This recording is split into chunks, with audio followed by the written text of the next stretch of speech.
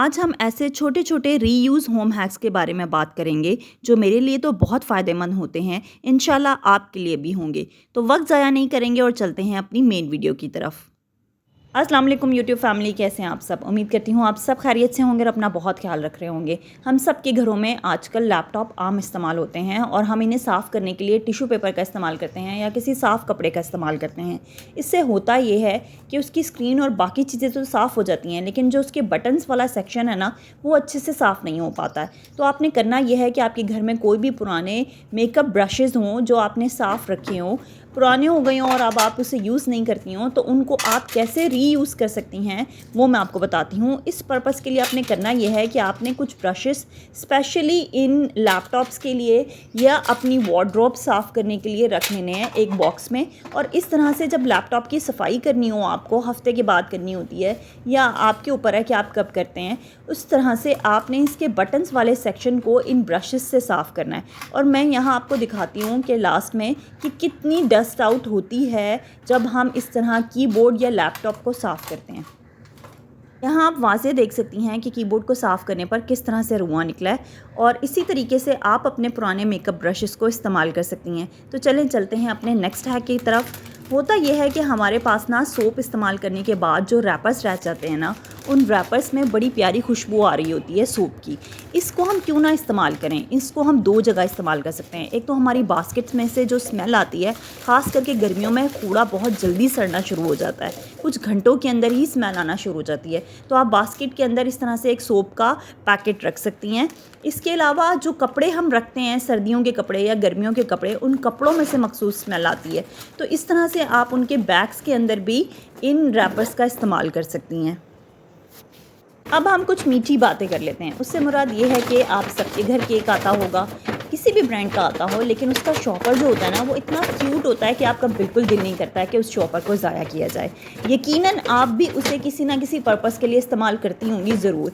और पता है क्या होता है, कभी कभी मैं तो यहाँ वीडियो बना रही हूँ और आपसे अपने हैक्स शेयर कर रही हूँ, लेकिन जो ख़वातीन वीडियोज़ नहीं बना पाती, और इसका मतलब ये नहीं है कि वो सुघड़ नहीं होती और मेरी वीडियो देख के ही उनको सुघड़ापा आना है, वो मुझसे ज़्यादा सुघड़ होंगी, लेकिन वो अपनी बातें शेयर नहीं कर पा रही होगी। तो यहाँ मैं आपसे कहूँगी कि अगर आपके पास कोई आइडिया हो, रीयूज़ हैक करती हो, या आप कहें कि इसका नेमो बदल ऐसे भी हो सकता है, हम इस चीज़ को ऐसे भी इस्तेमाल कर सकते हैं, तो प्लीज़ आप मुझे कमेंट करके ज़रूर बताया करें।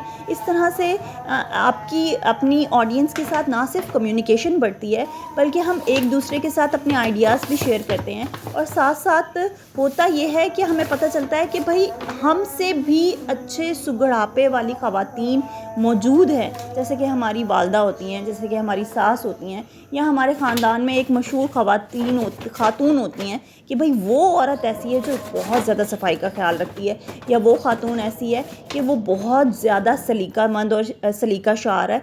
तो प्लीज़ आप मुझे कमेंट करके बताया करें कि इसको हम इस तरह से भी इस्तेमाल कर सकते हैं या हम ऐसे भी कर सकते हैं।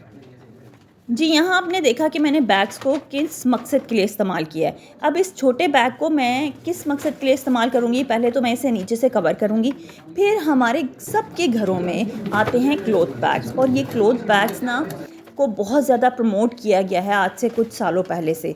लेकिन होता ये है कि हमें ये क्लॉथ बैग्स परचेज़ करने होते हैं, चाहे आप डबरोटी अंडे लेने जाएँ, चाहे आप अपनी ग्रॉसरी लेने जाएँ, और बार बार परचेज़ करने से होता ये है कि हमारे घर में बेतहाशा इकट्ठे हो जाते हैं ये क्लॉथ बैग्स।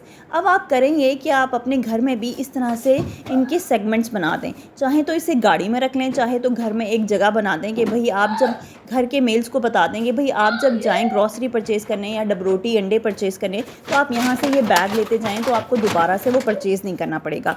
इसी तरह से मैं छोटे बैग्स को अलग से एक जगह इस बैग में शिफ्ट कर दूँगी, और सेम इस तरह मैं प्लास्टिक बैग्स को भी अलग उसकी एक जगह बना दूँगी या उसे एक बैग में कवर कर दूँगी, ताकि हमें आसानी रहती है एक तो बैग ढूंढने में, जब हमें ज़रूरत हो तो हमें हमारे मुताबिक बैग नहीं मिल रहा होता, कि हमें क्लॉथ बैग चाहिए या प्लास्टिक बैग चाहिए, ये छोटा चाहिए या बड़ा चाहिए। तो इस तरह से चीज़ें सेगमेंटेड हो जाती हैं और आपका टाइम बच जाता है। हालांकि इसको सेगमेंट करने में आपको 5 से 10 मिनट लगेंगे, लेकिन जब आपको ज़रूरत पड़ेगी, जैसे गाड़ी में हैं आप और आपको कोई चीज़ परचेज़ करनी है, तो आपको दोबारा से वो बैग परचेज़ नहीं करना पड़ेगा, आपकी अमाउंट बच जाएगी।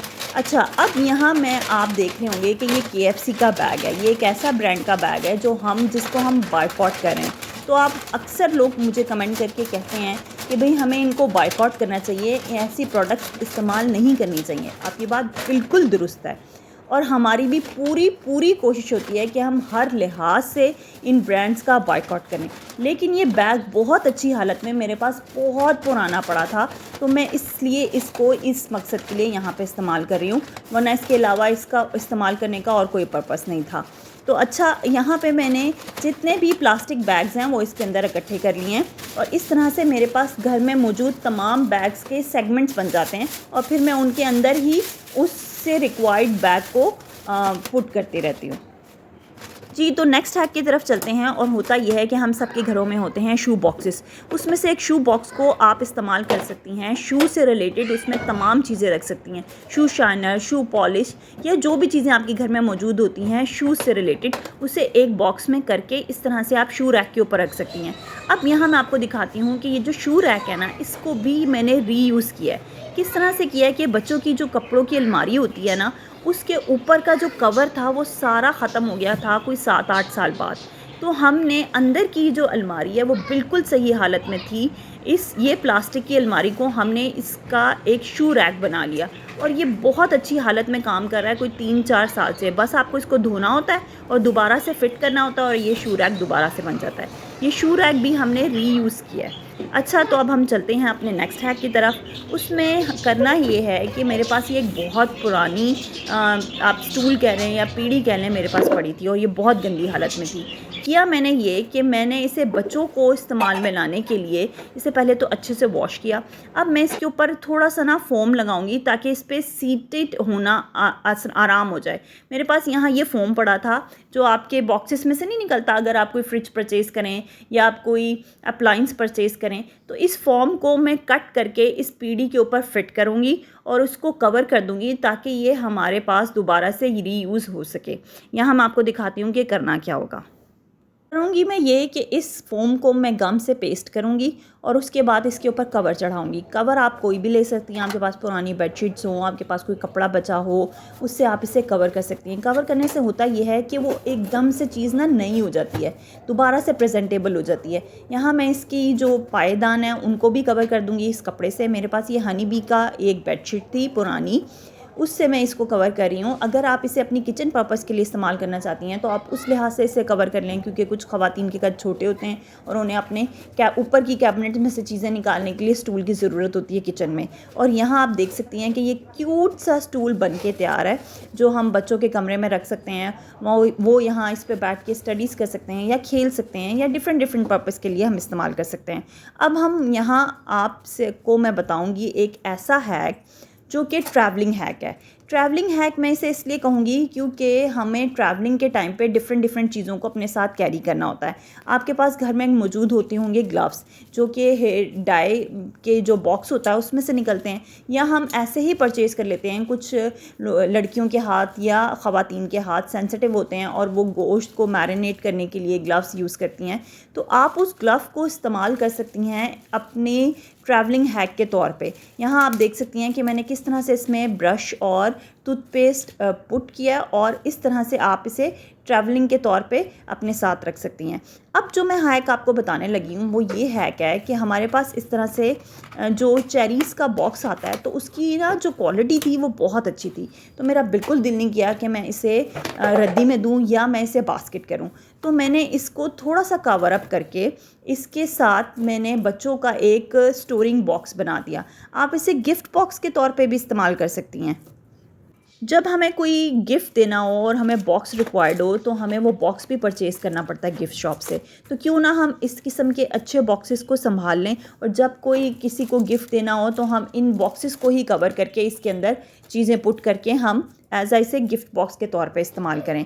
अच्छा, अब हम चलते हैं अपने नेक्स्ट हैक की तरफ। हमारे घरों में इस किस्म की मशीनरी होती हैं और इनको साफ़ करना होता है, और इनको साफ़ करने के लिए हमें रिक्वायर्ड होता है कोई घर का पुराना ब्रश। अब यहाँ जो मैं क्लीनर इस्तेमाल कर रही हूँ ये मैंने घर पे ख़ुद बनाया हुआ है, और इसका फार्मूला मैंने रील में बताया हुआ है, आप चाहें तो वो रील देख सकते हैं। ये इतना अच्छा क्लीनर है कि इस क्लीनर को मैं इस मशीन पे स्प्रे करके सिर्फ 5 मिनट के लिए छोड़ूंगी, और घर में मौजूद किसी भी पुराने ब्रश से जब क्लीन करूंगी ना, तो आप देखिएगा कि ये मशीन किस हद तक क्लीन हो जाएगी।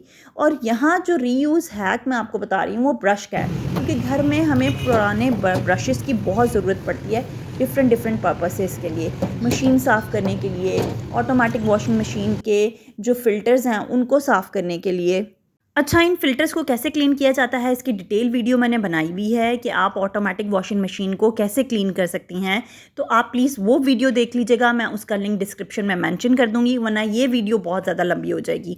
हम चलते हैं अपने नेक्स्ट हैक की तरफ। हमारे पास इस तरह से मोर्टीन मैट घर में आता होता है सबके घरों में, और जब ये बॉटल खाली हो जाती है ना, तो इस बॉटल के ऊपर का कैप आप उतारें, इसको खंगालें, इसमें पानी डालें और इसमें अपने घर में मौजूद कोई भी परफ्यूम का स्प्रे कर दें, या फिर आपके पास सॉफ्टनर मौजूद होता है, क्लॉथ सॉफ्टनर, वो थोड़ा सा आपने इसमें डालना है और आपका यहाँ एयर फ्रेशनर बन के तैयार है। इसे आप अपने टीवी लॉन्च में लगाएं जब आपने किसी गेस्ट को बुलाया हो, या फिर आप इसे अपने वॉशरूम में इस्तेमाल करें।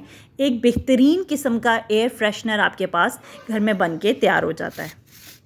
अब हम अपनी इस मशीन को साफ़ कर लेते हैं, जिसे मैंने 5 मिनट के लिए आपको बताया था कि क्लीनर को आपने इस पर स्प्रे करके छोड़ देना है। अब कोई भी पुराना ब्रश लेना है और इसे क्लीन करना है। यहाँ आप देखिएगा कि ये जो मैल है ना, अगर आप इसे किसी गीले कपड़े से साफ़ करती ना, तो ये इतनी जल्दी साफ़ नहीं होता, क्योंकि हमने इसके ऊपर क्लीनर का स्प्रे किया हुआ था, और अब हम इस पर ब्रश का इस्तेमाल करेंगे तो इतनी जल्दी ये मशीन साफ़ होगी ना, जिसकी कोई हद नहीं है। बस आपने इसे बाद में एक गीले कपड़े से साफ़ कर लेना है, और अब आप यहाँ मशीन की कंडीशन देखें तो आपको लगेगा जैसे आपने नई मशीन परचेज़ की है। ये इस हद तक साफ़ हो जाएगी। इस तरह से आप अपने घर में मौजूद चीज़ों को रीयूज़ कर सकते हैं। और जो क्लीनर मैंने बनाया था वो भी रीयूज़ क्या कहते हैं, नींबू के छिलकों से बनाया था। अच्छा, हम सबके घरों में रिमोट्स होते हैं, और बच्चों को पता नहीं क्या चुल हो रही होती है कि जो उसका पीछे वाला साइड होती है ना, सेल के ऊपर वाली साइड का कैप, उसको वो ये खोल बंद करते रहते हैं, या रिमोट कहीं मिलता है और उसका कैप कहीं और मिलता है। तो उसके लिए इस तरह से आप कवर कर सकते हैं। आपके घर में कोई भी पुराना फ़ोम हो, उसे उसके पीछे साइड पर लगाएं, टेप से जोड़ें और इसके ऊपर एक प्लास्टिक कवर चढ़ा दें। इस तरह से रिमोट का कवर बन जाएगा। क्योंकि पहले जो रिमोट के कवर्स होते थे ना, ये आम मिल जाते थे, किसी भी आपको बाहर हॉकर्स मिल जाते थे चलते फिरते, वहाँ से आपको रिमोट के कवर्स मिल जाते थे। लेकिन अब ये मिलते नहीं हैं इतनी आसानी से। एक स्पेसिफिक बाज़ार होता है, वहाँ से जाके आपको इसे परचेज़ करना हो, तो इस तरह से आप घर में रिमोट का कवर तैयार कर सकती हैं। जी, मैं उम्मीद करती हूँ मेरी वीडियो से आपको कुछ ना कुछ सीखने को ज़रूर मिला होगा। अगर कुछ भी सीखने को मिला हो तो प्लीज़ मेरी वीडियो को लाइक कीजिएगा, चैनल को सब्सक्राइब कीजिएगा, और ये वीडियो आगे भी शेयर कीजिएगा। अब मुझे दीजिए इजाज़त, इंशाल्लाह आपसे नेक्स्ट वीडियो में मुलाकात होती है। अपना बहुत ख्याल रखिएगा। Take care. अल्लाह हाफ़िज़।